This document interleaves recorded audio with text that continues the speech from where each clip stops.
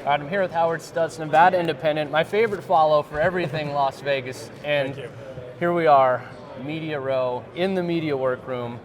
Perfect place to catch up. What do you think this week has been like, not just for the Super Bowl, but for the A's as it pertains to Super Bowl week? Well, Super Bowl week is, thank God they haven't done, well, let me rock that back. I was saying, well, there's going to be no announcements, it's all about the Super Bowl. And then Mayor Goodman decides to say, well, the Tropicana site's not a great site for the stadium, and she has to walk it back the next day, She didn't walk it back a lot, though. She didn't walk it back a lot. Just a little bit. Mayor Goodman and her husband, the former mayor, they've been mayors combined 25 years.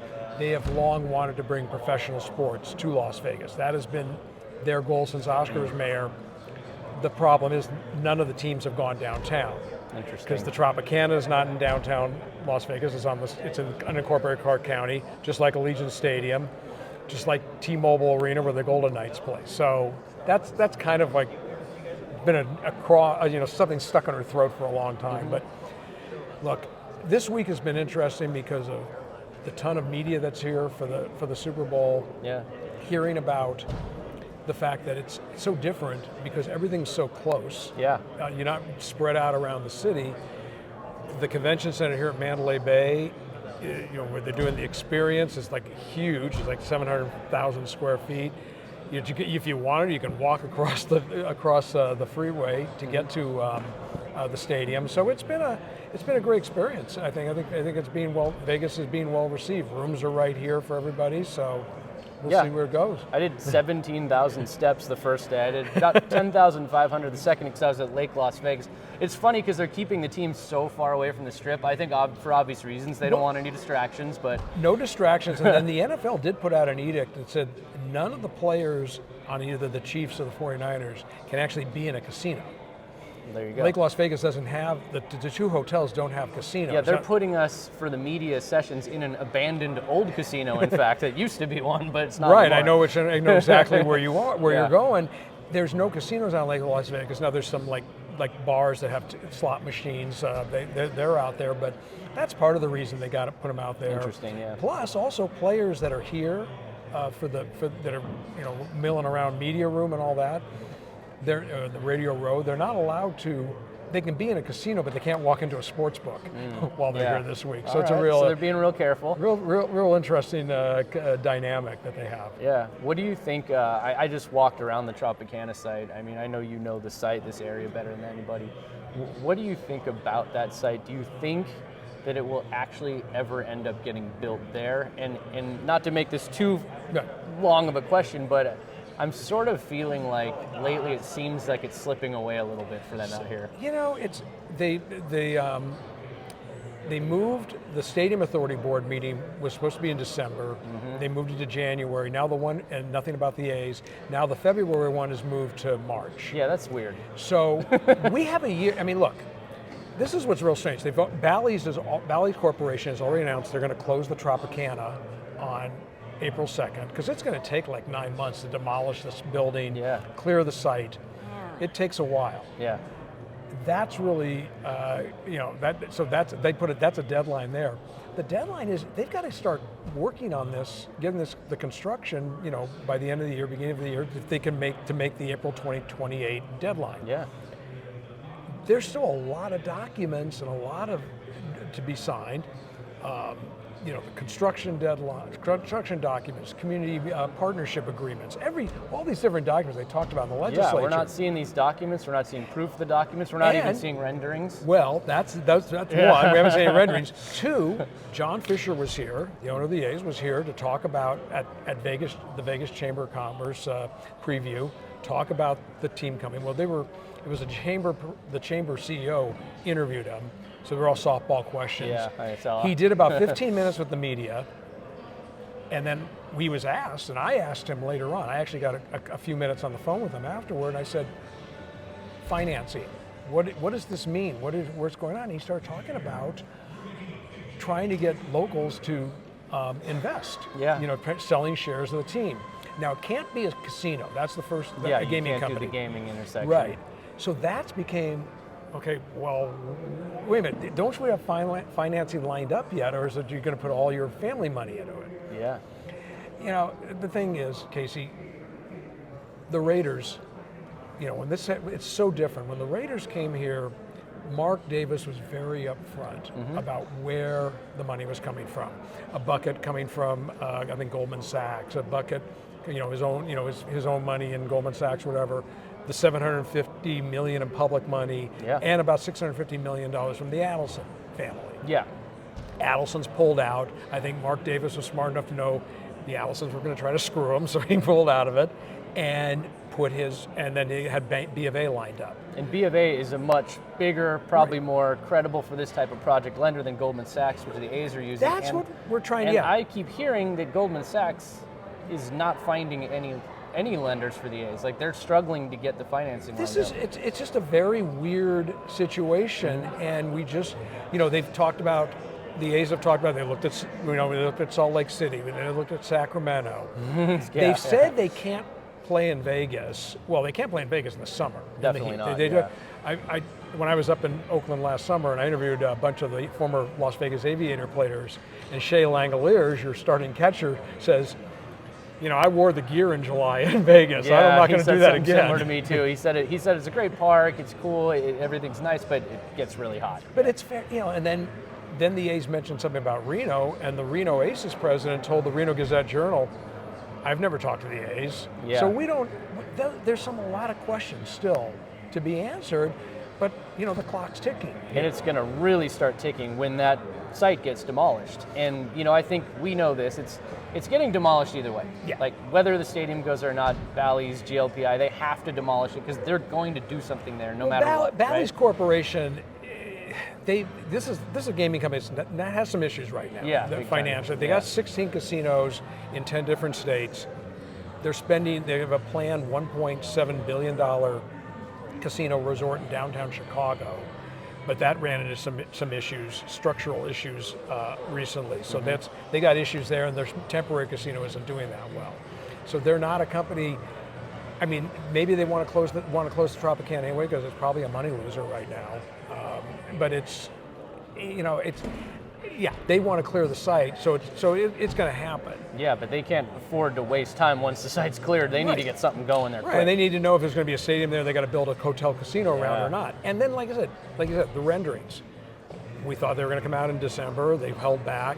Now they've said, well, we want to bring out the renderings that show what the site's going to look like, not only with the stadium, but with whatever Bally's is going to build.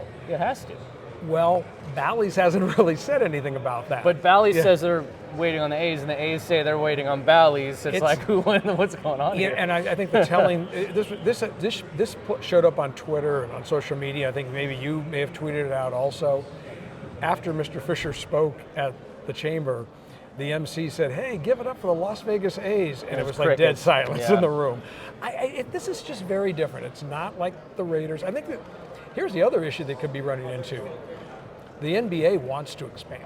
Yeah. They want to come to Vegas. Yeah, they're going to want Vegas. Mark Bedane, the former president of the Raiders, he's working on the arena for Tim Lewicki south of town. That's where it's probably going to go. You could have an NBA team here in 3 years, a year or two before we see the A's actually play a game. And arenas are a lot smaller than stadiums. So you know, we talk 9-acre crunch Tropicana site. Arenas are not as large as stadiums, so it's easier to find a spot. They've already got the land. They're south of here where we're sitting here at Mandalay Bay. That's south. It's on Blue Diamond Road and Las Vegas Boulevard. It's a clear swath of land. Tim Lewicki is well known for everything he's built. If he says he's going to do something, he's going to do it. So we know that's going to happen. So that's where we're all sitting here waiting, just like everyone's waiting for information, and the information isn't forthcoming. And I think that's the big problem when I talk to people here. It's, you know, you want public funds, but you don't want the public discourse. You don't want to give the public the information they need. And I think that's where the frustration lies. And then, like you always hear, I landed, I asked my Lyft driver immediately, what do you think about the A's coming here? And he's like, terrible place for a stadium. And everybody I talk to out here, you know, says that. They wanted something off-strip, easier to access, parking. You get none of that at the top. You know what? The biggest challenge the A's had, and this is, I pointed Tabitha Mueller, who's been covering this with me at the Nevada Independent. Big fan of Tabitha. Yeah. And we pointed this out in the stories. In the legislature, Jeremy Aguero, everybody's favorite economist in For the Bay record, Area. yeah, for the record, yeah. Yeah, and he said he was very proud. It was site agnostic, meaning you could pick up, get the bill passes, they could move the legislation, the public money from different sites, whatever site they land on. Yeah. That's how the Raiders were done. When the Raiders legislation was passed, they didn't have the site, what is now Allegiant Stadium. They weren't sure where that was going. Yeah. All of a sudden in the special session, it got locked into the Tropicana site. Yeah. And the suspect is that MGM Resorts, which has 13,000 hotel rooms surrounding that site, and it doesn't have to put a nickel into it, they were behind that, along with the Culinary Union. They got some power. Let's just put it that way. Both the Culinary Union and MGM. Well, I think the Culinary Union was worried because the original site was owned by the Fertittas, their own station casinos. That's a non-union. Non-union. Yeah. They have a long-standing war with the Fertittas. I think the Culinary wanted to push it to keep it on the Trop site. Yeah. Okay. To make sure it wasn't the A's being squirrely as they were. All of a sudden, a day later, once the bill signed, they move it back to the Wild Wild West. What you're saying makes so much sense right now because I looked at the Rio. Mm-hmm. I looked at festival grounds, and these sites all make so much more sense. Even the Wild Wild West site made more sense because it was off strip and it was 49 larger, acres. Yeah, because the A's have said this whole time, what we want is a stadium with ancillary development. Now they have a stadium with no ancillary development, and it doesn't check any of the boxes people said are important. The problem with the festival grounds, the owner Phil Ruffin, billionaire, owns the Circus, owns the Treasure Island. He was, my understanding from talking to folks, every time they had some type of agreement, he'd move the goalposts. Okay, well, I want this or I want that. Yeah. And I think that's what kind of drove him away from there. The Wild Wild West site, they were, came out right away and said this is the site, and then of course changed it about, weeks later. The Rio, we found out they could have had it for $1. See, if it was me, I'd have put it right there at the Rio. And the owner of the Rio, Dreamscape Companies, they're out of New York. Guys have been developing stuff forever. He bought the Rio. He said we're going to build a pedestrian connection across I-15 that would link the site to the Strip. So that's and easily walkable. So. Yeah. That's what this story has been. It's just been all over the place. So we're all just kind of waiting to see. And I was just hoping no A's stories this week. Well, during the Super Bowl. We got one right week. away. I was coming here to cover the Niners, and I ended up talking about the A's yet again. All right, before we go, I know you got a lot to do. I got a lot to do. Does this thing ever get built at the Trop? If you had to give it a percent, 50-50. Okay, I really honestly 50-50. Yeah. I keep on. Look, there's some media in town that have been very pro A's, pro bringing the baseball team here. Where? Show them to me. I haven't found one yet. Oh, media? I can tell you a couple. But anyway, I've just been very skeptical. I can think of one. Yeah, I've been very skeptical about this. Baseball is very different. The NFL was a no-brainer. Well, you needed a stadium. You didn't have one here. And we got the stadium with Allegiant, and the Raiders were coming here, known franchise. Unlike baseball, and I talked to a lot of A's fans, as I'm sure you have. I mean, I just talked to a few when I was there in August, which I loved. I had a great time. I know everyone liked your trip out there. I had a fantastic trip because the fans were great. But everyone I talked to, I said, would you go to a game in Vegas? Oh, no, hell. Well, maybe if I'm there for work, or maybe, but it was really no. No. Whereas you go to a Raider game now, the whole black hole has moved to Vegas and comes here for the games. Even when they played in Oakland, if you went to the Oakland airport on a Sunday, it was just a sea of black. I mean, even when they played in Oakland, Raider Nation travels. The A's, I don't think I learned that when we were 2 years ago, we were coming back from a trip, my wife and I.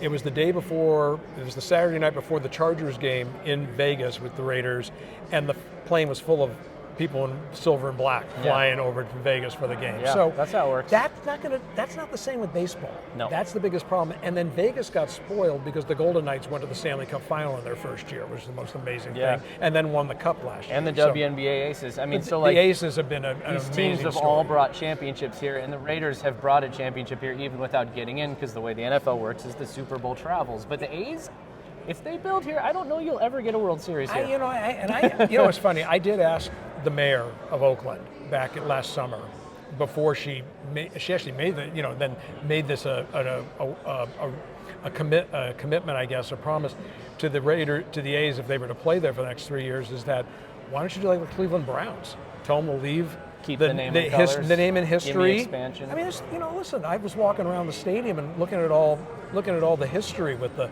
I was a kid when they won all the World Series in the 1970s. I mean, there's a great history there that you hate to see being uprooted, using that term, and come here. But I think the people there want to keep it. I think the people here want something new. And I don't see why, with all the problems the A's have, they have nowhere to play after 2025. They're touring Salt Lake, Sacramento, all over the place. They don't know where to go. Why not just sell the team to somebody in Oakland, keep it there, and then when Vegas is ready in 2028, you start a team anew, make it its own thing. You know what? That's why I was and let John do it. If John Fisher wants to do that, that's fine. That's why I was very surprised that Major League Baseball want the owners. They want to expand. Why would give up the expansion market in Vegas? That's what because this is prime for an expansion market. Absolutely. And I think people would be more accepting, like they were with the Knights. The Raiders, a different story. They're going to be that way with the NBA because it's probably going to be an NBA expansion team here. Yeah. With LeBron James and Floyd Mayweather Jr. fighting over the ownership is my guess. Put them both in there. That's fine. Why not? Why the not? more money, the better. Yeah. Yeah, well, I mean, I guess so you're 50-50. I'm still higher. I still think 75% baseball at least gets in Vegas. I still don't see it being at the Trop site. Someone's going to have to prove me otherwise. That could be. It could end up, but then you have to go back to a special session, or you have to wait till 2025 regular legislative session to have another vote on because to be able to move the money, the public money. So that's where the challenge is going to be. Man, interesting, Howard. Great to catch up with you. Anytime. My favorite follow for Las Vegas news, and Tabitha's also very awesome on his team. So, yes, hopefully we'll see you again soon. NevadaIndependent.com, and you follow me on Twitter at Howard Stutz. Perfect. We'll tag you in all this. Great. Thanks, man. Thank you.